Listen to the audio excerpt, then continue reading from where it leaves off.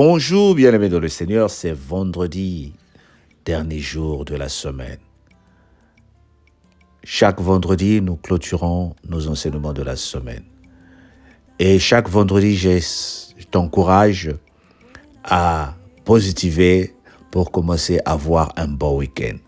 Oh, dis avec moi, mon week-end est béni.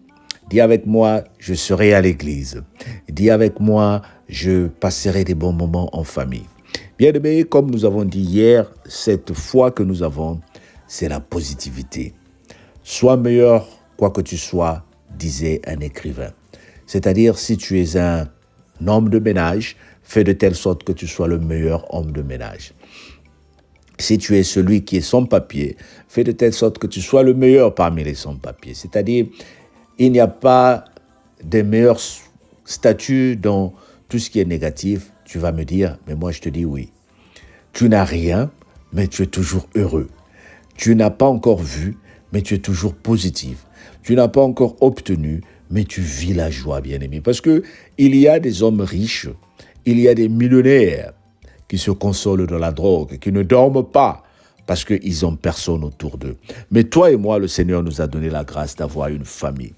Toi et moi, le Seigneur nous a donné la grâce d'avoir la bénédiction. Toi et moi, le Seigneur nous a donné la grâce d'écouter la parole tous les matins. Est-ce que tu penses que en écoutant la parole de Dieu, tu es en train de perdre ton temps? Non. Moi, je te dis qu'en écoutant la parole de Dieu, c'est une grâce. Voilà pourquoi je t'envoie dans Ésaïe 20. L'année de Tartan, envoyée par Sargon, roi d'Assyrie, vint assiéger Asod et son empara. Et en ce temps-là, l'Éternel adressa la parole à Ésaïe, fils d'Amo, et lui dit, « Va, détache le sac de terrain et ôte tes souliers de tes pieds. » Il le fit ainsi, marcha nu et dessouché.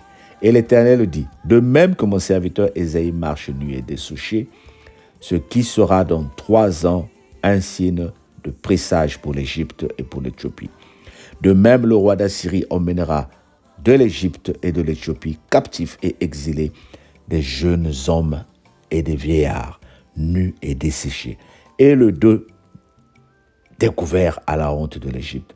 Alors on sera dans l'effroi et dans la confusion à cause de l'Éthiopie, en qui l'on avait mis sa confiance, et de l'Égypte dont on se glorifiait. Et les habitants de cet côté diront ce jour-là, voici ce qui est devenu l'objet de notre attente, sur lequel nous avions compté pour être secourus, pour être délivrés du roi d'Assyrie. Comment échapperons-nous? Oui, comment échapperont-ils? Parce que le Seigneur dit à Ésaïe son prophète, va, détache le sac de terrain et ôte tes souliers de tes pieds. Il fit ainsi, marcha nu et, alléluia, marcha nu et dessouché pendant 3 jours pour annoncer ce que le Seigneur avait fait et ce qui sera dans 3 ans un signe de présage dans le camp de tes ennemis. Tu te rappelles des 3 jours où le Seigneur nous convoque à Londres? Le Seigneur dit, détache tes souliers, marche nu. Oh bien-aimé, tout ça, ce sont des messages prophétiques. Je ne t'encourage pas demain matin ou ce matin, pendant que tu écoutes le message, d'aller te promener nu. Quand le Seigneur dit, détachez-vous, enlevez vos habits, c'est-à-dire ce qui nous donne l'impression d'être dans la gloire. Est-ce que tu as remarqué, par exemple, moi je l'ai remarqué, lorsque, par exemple, nous nous retrouvons dans une fête bien habillée, nos démarches changent. Lorsque nous nous trouvons dans une situation confortable, notre façon de parler change. Comme ceux qui revenaient de l'Europe quand ils revenaient en Afrique. Même leur façon de s'exprimer changeait. Et tu sais quoi? On commence à bluffer parce qu'il y a un esprit de supériorité qui est rentré en nous. Et on voit que les autres sont inférieurs. Mais le Seigneur dit, détache-toi de cette pensée-là.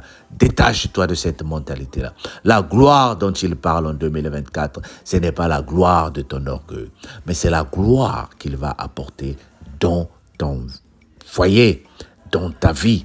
C'est-à-dire, les gens vont voir la gloire que toi-même tu ne vas pas voir. Les gens vont dire, ah, toi tu es bien. Mais parfois, toi-même, tu vas dire que je ne suis pas bien. Mais il voit ton visage illuminé par la paix du Seigneur. Il voit ton mariage illuminé par la paix du Seigneur. Il voit tout ce que tu vas pas tenir être illuminé par la grâce de notre Dieu. Le Seigneur est en train de parler de l'Éthiopie et il est en train de parler de l'Égypte, ici qui étaient des pays qui représentaient l'occultisme, qui étaient des pays qui utilisaient les dieux qu'ils étaient en train de représenter, des idoles. Cela ne veut pas dire qu'on parle de l'Éthiopie d'aujourd'hui. L'Éthiopie dont on a parlé ici a connu la révolution et elle a connu le bonheur. Mais souviens-toi que le Seigneur est en train de parler de l'Éthiopie et de l'Égypte ici en symbolisant ceux qui pensent être dans la gloire. Les occultismes, ceux qui sont dans la franc-maçonnerie, qui aujourd'hui se promènent avec des grosses voitures pour dire qu'ils sont dans le bonheur. Le Seigneur dit, l'heure est arrivée où ils vont être dessouchés, ils vont être dénudés, ils vont être exposés. Père, ce message est pour mes ennemis. Père, ce message est pour ceux qui te détournent, qui se détournent de toi. Je prie pour que ceux qui se sont montés contre nous en rien, sans que nous les avons fait du mal, puissent être touchés par ta parole, afin qu'ils reviennent vers la solution. Bien-aimé, je prie que le Seigneur te donne la grâce de vivre ton bonheur en cette année. Tu es en train de le vivre au nom de Jésus. Que la grâce de Dieu soit toujours avec toi. Sois béni parce que Dieu t'aime. Dis avec moi, je reçois. Passez une bonne journée au nom de Jésus. Bye bye. Ben écoute, passe un bon week-end. On se dit à lundi. Ne passe pas le week-end sans écouter la parole de Dieu. Repars écouter les paroles que tu as manquées et le Seigneur te bénira. Bye bye.